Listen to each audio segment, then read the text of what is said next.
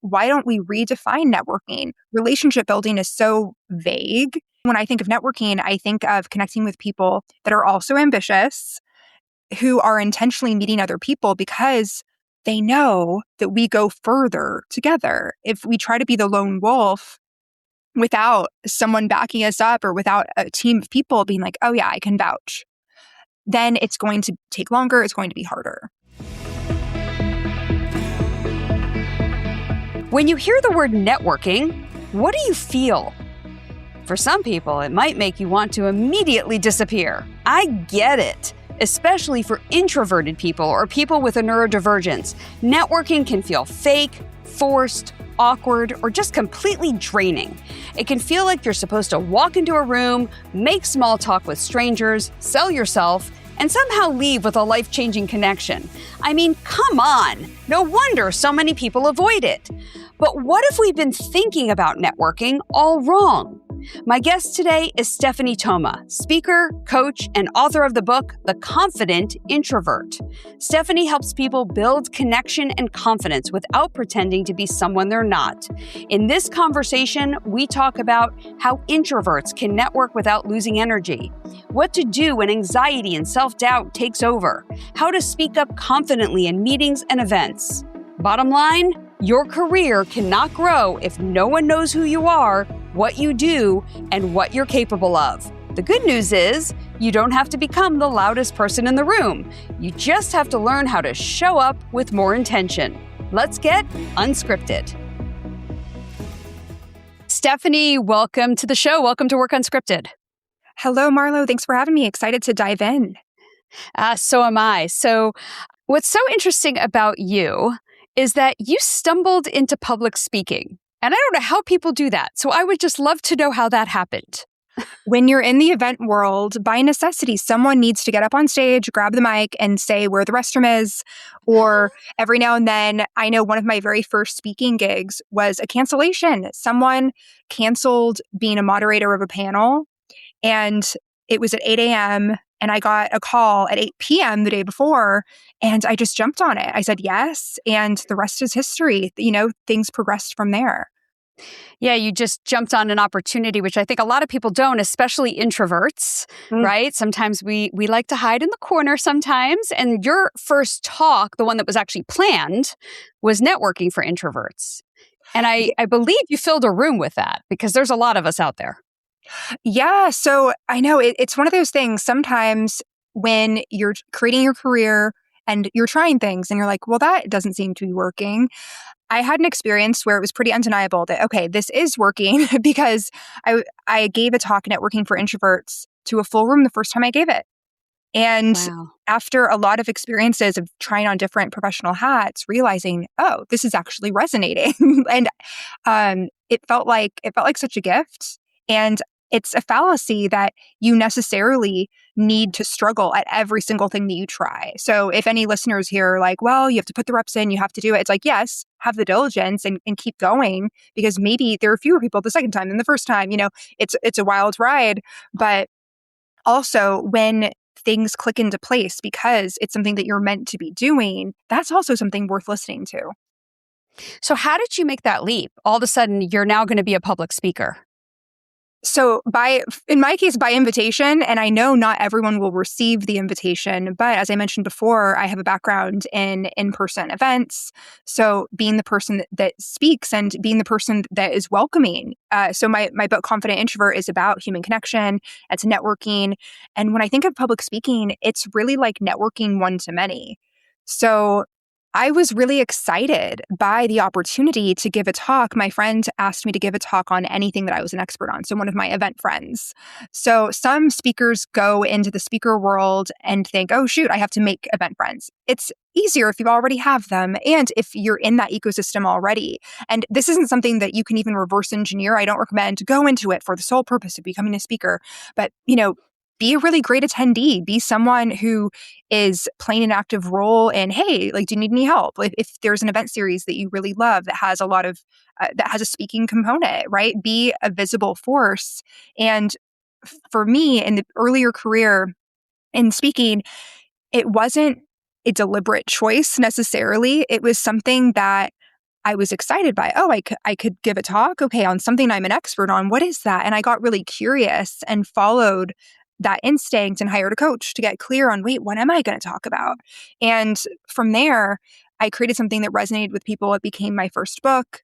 And it's a talk that I still give today at conferences, at masterminds, and things like that.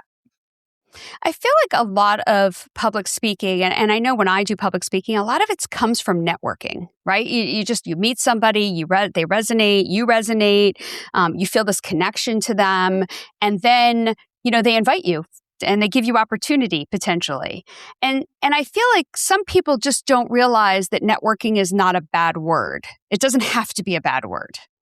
Right? So many people encouraged me, hey, don't use the word networking. That's not what you're doing. Like, we know who you are, but you're going to be misunderstood if you lead with networking. And I'm like, I guess I'm going to throw that fear of being misunderstood to the wayside, because why don't we redefine networking? Relationship building is so vague. And I mean, in essence, yeah, we're always relationship building within our communities, within our families, within our friend group, when we walk into a space we've never been in before. But networking is specific to business. So when I think of networking, I think of connecting with people that are also ambitious, who are intentionally meeting other people because they know that we go further together. If we try to be the lone wolf without someone backing us up, or without a team of people being like, oh yeah, I can vouch, then it's going to take longer. It's going to be harder. Yeah, a lot of people might think that they're just bad at relationships, like they're just bad professionally at building relationships. Are they actually bad at that? Or is that just a misperception that they haven't figured out their groove? Like, what is that? If someone feels like they're bad at relationships, I would caution, wait, do you actually have qualitative data that shows that someone actually has a distaste for you? Or are you filling in the gaps? Are you making silence mean that, oh, that person hates me? Or, there's a balancing act of understanding and being rooted in your perception. But also, if there's a perception that doesn't feel good, that maybe there's a chance that it's not true. And if having that possibility of, but wait, if I was good at relationships, how would I act? And putting less responsibility on other people to react a certain way, and more onus on, wait, how can I show up differently? A big thing with certain people that I've coached has been, sometimes introverts may be a little less expressive visually. So when it comes to saying hi to someone, are you lighting up? Are you smiling? Are you asking open-ended questions? There are little tweaks, there's such a difference between walking into a room and being like, oh shoot, I don't really want to be here. And then kind of being a wallflower and going to the side and hoping that someone says hi to you. And someone might. But when you take the ownership of, I'm going to be a friendly presence wherever I am, then even if people misunderstand it, you're able to be more resilient. So it's really just your perspective, right? Because some people might say, I'm great in one-on-ones, but I freeze in groups. But it's your perspective of walking into that group of, I'm just going to try to meet one person tonight. Like, it doesn't have to be the whole room. Precisely. I always recommend aim to make one new friend. And it doesn't mean that you're sitting at the side of the room for 1 hour having a heart-to-heart, although that can happen. I view networking events as a place to connect with people and have conversations that can go a little bit below the surface. But what you want to do is get their contact information and follow up, whether that be in person if you're in the same city, or virtually, sometimes even if you are in the same city because of convenience. But the idea is that these networking events are places to get a feel for people in the room. And I really appreciate the rooms where you don't know right away what someone's title is, what they do, where you can kind of be a little bit more instinctual. And you never know. You never know the people that you could meet. And I like to really emphasize the importance of being in rooms where there's maybe professionals in one field and you're not in that field, but you're adjacent, or just putting yourself in situations where you feel like, wow, people in here are a bit more accomplished than I am, and just going for it and having an air of curiosity instead of being so preemptively judgmental of like, oh, what's the worst that could happen? Let's flip that. What's the best that could happen? Having that mindset is so instrumental.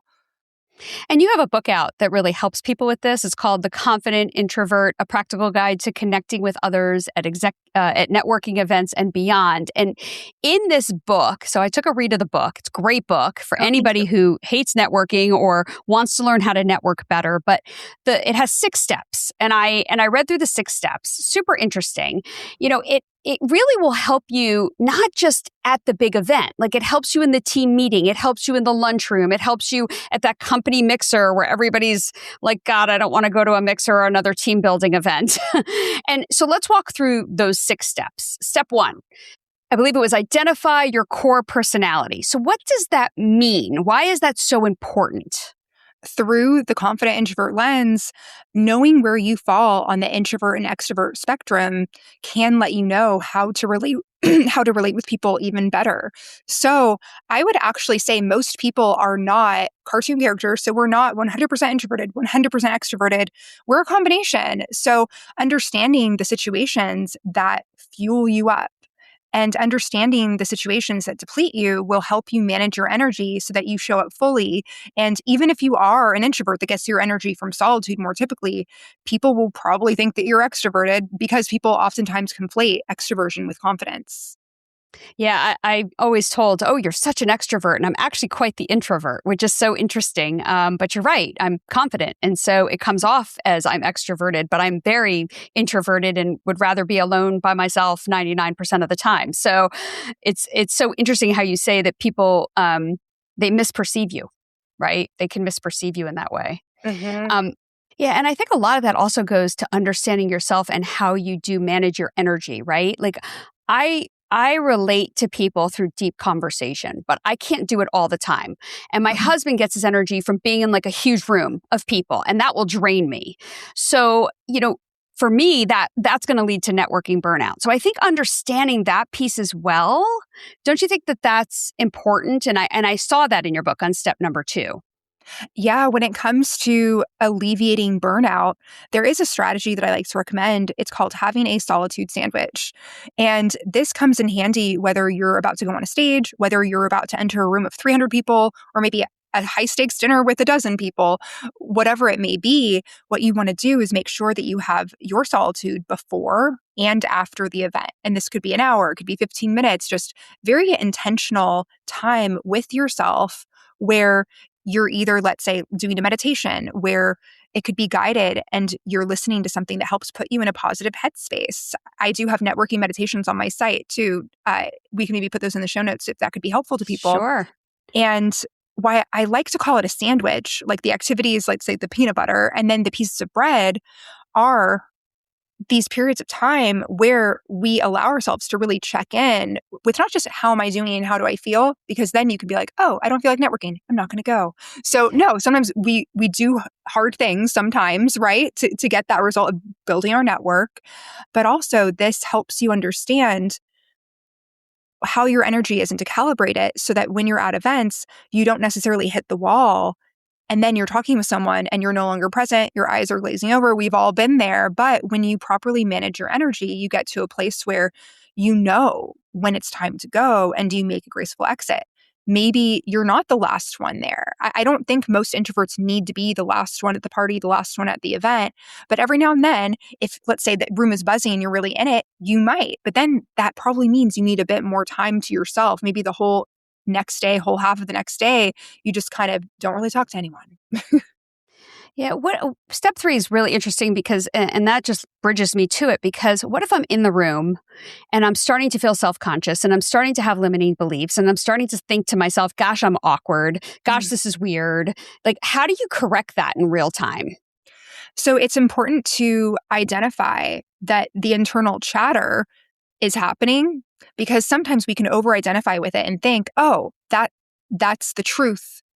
When really what's helped some clients that I've worked with is having a sort of nickname like, that's Elvira, that's, whatever, some sort of like vampire figure.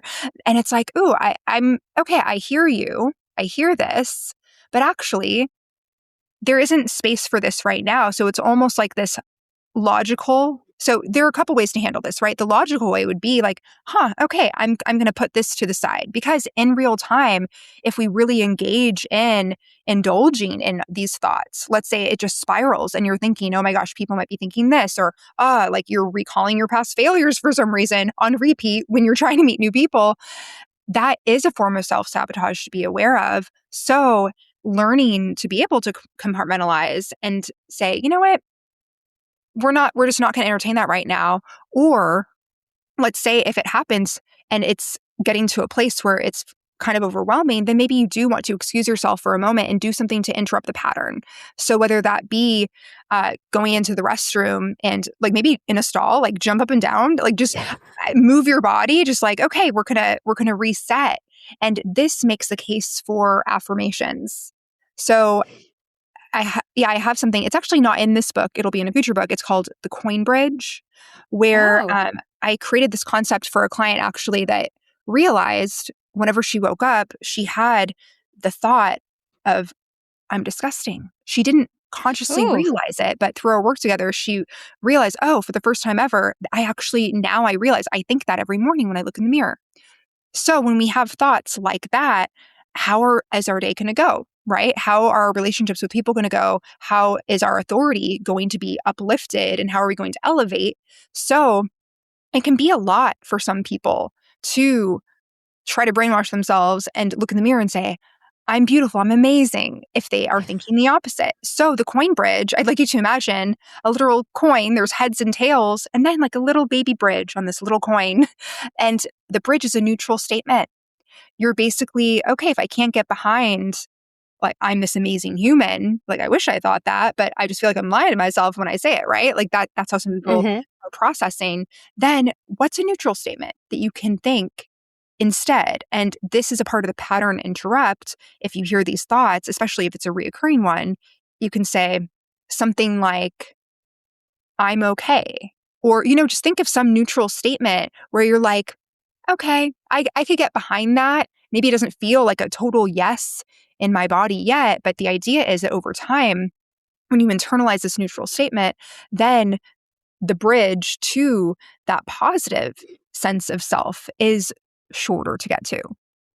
How do you relate to somebody in person? And that is your step 4, is how do you create that connection to someone? Are there, for people who are just like, oh, I hate that first line of, what do you do for a living? Or, how's the weather? Oh gosh, it's cold out, right? Do you have any better conversation openers for people who just don't want to feel fake or salesy or don't know what to say? Yes, and this actually happens all the time when I have connection calls or I'm at an event. People start talking about the weather, and we all know that there's better things to talk about. So I think it's fine. Maybe indulge it and say, oh, yeah. And then go ahead and change the subject. People will thank you for it later, even if they don't say it out loud. They're going to think it. Where I want you to use what I call a conversational sponge. So, conversational sponge is open ended. I also like to have it be something positive because it can be so easy to relate to people based on things that you don't like, right? So, the weather, it's rare that people have that opener and then they're gushing about how amazing it is. Same thing with traffic. People are like, wow, it was so fast getting here. Can you believe it? And there's something about a first impression and a very first connection point with someone. I think there's such power in really making your first impression strong by it's not like aren't bad things happening in the world, but you're deciding to lead with something positive. And Yeah. I like to be curious about people too. So maybe you want to ask about something that they're excited about that they're working on. And it doesn't always have to be their work. Not everyone likes their jobs, unfortunately. And, and also at events, every now and then, there's some people that are in between things and figuring stuff out. So if you can have this be nice and open-ended, what's something that you're excited about that's coming up or that Could you're be a working on, hobby. whatever it is. Oh, it totally could. Yeah, like pickleball or scrapbooking or whatever it is you like to do. And then you might find a connection right there immediately. Totally.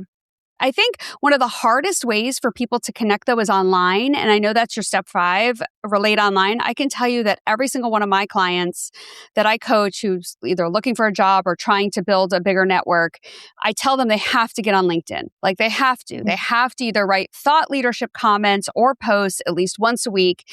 And I can tell you that every single one of my clients, every one of them resists this. They just resist it. And you know why? They resist it because it's performative and they're concerned what other people are going to comment, what other people are going to think. And, LinkedIn, though, is a great way to just connect with people as well and not be performative. So how do you build relationships online when you are just so opposed to being part of the conversation? When you decide to post on LinkedIn, especially consistently, it gives people the opportunity to come to you. And there is certainly, you may get some canned ChatGPT responses in this day and age. We all see them. It's You like, will. wait, did you read it? Or like, with It's that big not dash? this, it's this. Correct, right? But when it comes to LinkedIn, I like to recommend that my clients focus on 1 or 2 social media platforms at a time, not trying to be everything to everyone everywhere. And I personally am focused on LinkedIn right now. And what you can do is create, let's see, years ago, having articles was the big thing, where you could create an article and then people comment on it. And then it kind of has this special real estate in your profile. And now that equivalent is newsletters. So Yes, it is. yeah, so I have Confident Introvert Voice. That's my newsletter that comes out every couple of weeks. And it's a way to, especially if you're in the job market, if you're in business for yourself, it's a way to build that know, like, and trust factor indirectly. And I know it can be a little kind of like, oh shoot, what's happening, when you don't know. You can see X amount of people viewed it. And then you see some comments, but it's typically a much smaller fraction of people that actually engage versus the amount of eyes that have been on it. And getting to a place of peace with the fact that, okay, this is not for everyone on this platform. Not every single person is going to like this. And the rules of LinkedIn in particular are changing, where it's not all really sterile corporate stuff. People are posting about deeper issues. People are posting about intersectionalities at work and in their personal lives. So I would say, though, if someone listening is feeling nervous about posting and feeling like, oh, it might not be well received, this or that, pick a lane, pick something that you want to be an expert in, and create a content calendar. And you were saying you recommend people do once a week. I mean, even 1, 2, 3 times a week. Just getting to a place where you're inviting conversations is going to be something that'll help you on the platform. And when I think about connection, I think the biggest thing that people forget is your step 6, actually, which is to re-engage. I can't tell you how many people I meet with once. I feel like I've built a connection. They tell me they've built a connection. And then they don't follow up. Like, I never hear anything from them ever again, or vice versa, right? Or I don't follow up, right? Yeah. And it's not mean or anything like that. It's not that there wasn't a connection. It really is just that we get busy and we're doing stuff. And I find that sometimes it's just even emotionally hard to follow up, right? Even if I really like the person, because I'm busy doing other stuff. So what do you think you can do in following up with people that isn't so cringe? Be sure that you always get their contact. One of the biggest mistakes that I see people make is having a great conversation. It could be at an event. It could be in line at the grocery store. It could be anywhere. Let's say that there's a spark of connection and you crack a joke and there's a little back and forth for whether it be a minute, whether it be 10 minutes. That's a great time to decide that it's not awkward to ask to stay connected. And, if you give someone your card, for example, I know some people still have cards. If you're doing that, then you're putting all of the responsibility on them. And what if, they walk outside and your card falls out of their pocket, or, then there the connection goes. And, some people say, oh, if it's meant to be, I'll run into them again. It's like, or maybe not. So how about take the guesswork out of it and just know when you meet people, your default is, oh, are you on LinkedIn? Like, let's connect. And even if it's in a personal capacity, even if you're at someone's housewarming, I think you can still do this. Some people do connections on Instagram. I know that's really popular, or over phone. But at least for me, I find that having people on LinkedIn and having your QR code ready for people to scan makes it really simple. And every now and then people will say, oh, I don't have that platform. Then you can ask, oh, what's the best way for you to connect? And, it's just making it seem natural by repetition, where maybe you tell yourself, and I know the people that I work with tend to be cerebral. So it's like, okay, maybe there's a benchmark. If you're making one new friend at every event, you could even give yourself a challenge. Like, okay, like maybe a step beyond, say hi to one new person you don't know every day, could be strike up a conversation with someone every day. And if you feel the click, don't just ask people for their contact if you're actually not clicking. You'll both kind of know it. It'll be nice. It'll be jovial. And Yeah. the best places for this would be at meetups where they're reoccurring, because you have an opportunity to run into them again, but not everyone goes to every event. So that is the case for getting their contact. And then I like to recommend getting something on the calendar, whether it be a virtual coffee or in person, for the next 2 weeks. So you're wanting to follow up within 24 hours of meeting them. Sooner is better. And then you don't need to have this whole, it's not like a 3 email sequence where you're like, oh, great to meet you. Let me know if you're open to a virtual coffee. And then if they don't respond, you're not following up a week later. Knock, knock. It's like, you can let it breathe, and then maybe something, you're connected on LinkedIn now, something pops up on your feed 6 months from now, a year from now, you comment on it and it reignites the connection.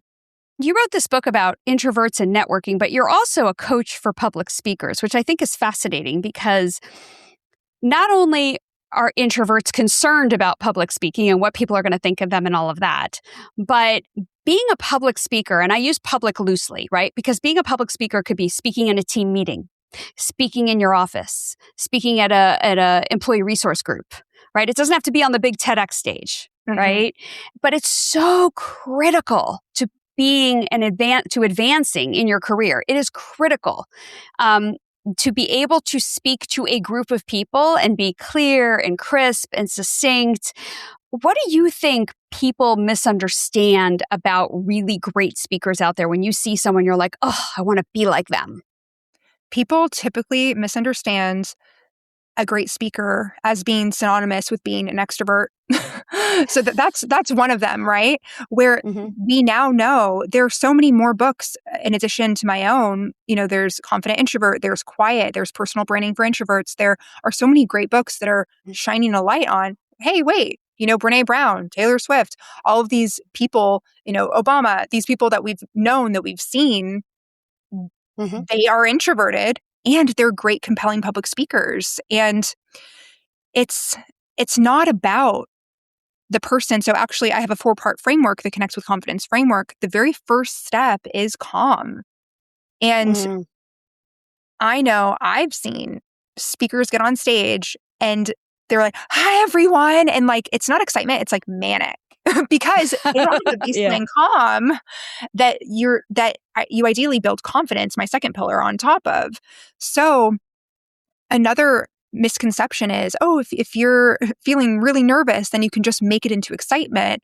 Although there are overlaps in how people show up, it's important to really honor and value calming yourself so that you're not in a constant state of fight or flight and really sort of running yourself haggard by wanting to transmute yourself into this super excited person all the time. Is there a way to calm yourself down instantly before presenting? Is there a secret?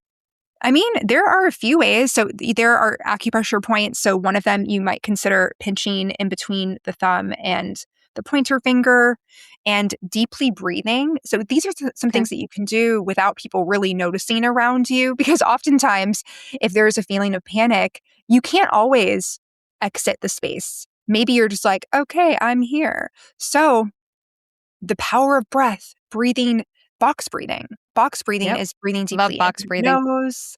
Yes, and then pausing. And maybe you do 4 counts. I like to do 4 counts, breathing in through nose for 4, pausing for 4, exhaling for 4, and then pausing for 4. And whenever I do that breath, and maybe anyone listening, feel free to do it right now, because whenever I have people do just 3 of those box breaths in talks that I give, almost everyone feels so much more relaxed. There's a very noticeable difference because oftentimes we either stop breathing when there's stress or breathing, it's almost like panting, it's really fast. But for many of us, it's like, wait, don't forget to breathe. And Yeah. not just a shallow breath, you want to make it really deep because then that allows you to root in to a greater sense of calm and give yourself perspective. And then when you get up there, so you're about to give that speech, is there anything that makes a speech just completely magnetic versus somebody who's just completely forgettable? Make the talk about your audience. I always like to ask questions to my audience. There was a time where I Ooh. gave a presentation to a team of salespeople, and one of the first questions I asked was, who here identifies as an introvert? Almost no one raised their hand. And then when I asked who here identifies as an extrovert, almost everyone did. And I realized the event organizer was an introvert and they really wanted my session, so they brought me in, but I had to on my feet reframe the content so that everyone knew, okay, these are the pieces that are completely relevant to you and 50% of the world is introverted. These are the pieces that will help you understand and connect with your introverted peers. So if we don't ask those questions, then and then sometimes it's obvious. You think, oh, I'm giving this presentation on this topic. Everyone must identify as this. Go ahead and ask, because whether they confirm and then you go along business as usual, or they give you a little cool curveball in there, then you have an opportunity to maintain that connection. So you're making it about them. I like to paint pictures for people, tell stories, but also, and of course, ground in statistics and facts at times, but use you language. Encourage people to raise their hand and not just silently nod if they agree. Ask, make a statement. And does this ring true for you too? Show of hands. Those little indications, getting people to proactively participate, and you can do this virtually too. Put a 1 in the chat if you da da da da da. Yep, there you go. Yep. Exactly. It makes it feel more collaborative, and it helps people feel like they're actually a part of what you're doing versus passively watching. So we're going to wrap up in just a second here, but for the introvert who's maybe listening right now and they feel stuck either in their career or whether or not they can, go and speak at the next team meeting, what is the first step maybe they can take this week to just get a little started in becoming a little bit more confident or a little bit more, I guess the word is confident, right? In speaking out, whether it's that team meeting or the group that they're in. Put the reps in. So it's not always about putting the reps in and speaking up in every meeting starting now. It's about even practicing speaking out loud in other contexts where you might otherwise be able to contribute, but you're usually silent. So something that I created, it's called the Unmute Yourself community on LinkedIn, and I have a visibility sprint challenge. So we'll put the link in the show notes. It's stephaniethoma.com/resources. That's a testing ground where you're invited to riff for a couple minutes where there's a topic of the day, and that will fine tune that muscle. And it gives you that opportunity to do it in a safe space, which is awesome. Mm-hmm. Great. Stephanie, thank you so much for being here. The book is Confident Introvert. It's on Amazon. Where can people find you if they want to work with you on becoming confident in speaking or becoming a magnetic speaker? Yes, if you would like to have a clarity call where we'll be able to go over the 4-step Connects with Confidence framework and also identify what your speaker topic could be if you don't already know, the best place to book that would be stephaniethoma.com/coaching. And then I also have a weekly newsletter. Go to stephaniethoma.com/newsletter with different speaker tips and different events currently in New York City. So yeah, those are a couple of ways that I would recommend. And I'm also over on LinkedIn. Awesome. So people can connect with you. Stephanie, thank you so much for being here. Hopefully, introverts out there, I am one of them. I know that sounds crazy, being that I have a podcast and I'm all over the place out there, but I am one. And I hope that they can take some notes from this today and take that first step to becoming more confident and just putting themselves out there. Thank you, Marlo, so much. In this episode, we covered how introverts can build networking confidence, manage their energy, and show up more authentically without pretending to be extroverted. What I hope you take away from this conversation is that networking and public speaking are not personality traits. They are learnable skills. And that is good news. Because if you're an introvert, you do not have to become someone else to just build relationships, speak up, or create visibility in your career. So this week, I want you to try one small thing. Say hello to someone you normally wouldn't, ask a question, or send a follow-up message. A lot of the time, confidence comes because you acted. If this episode resonated with you, share it with an introvert who wants more visibility without faking extroversion to get there. And as always, stay curious, stay growing, and stay unscripted. The journey is yours. Work Unscripted is produced and edited in partnership with the team at Palm Tree Podco and 21 Digby. The content for this week's episode was created by me, Marlo Lyons.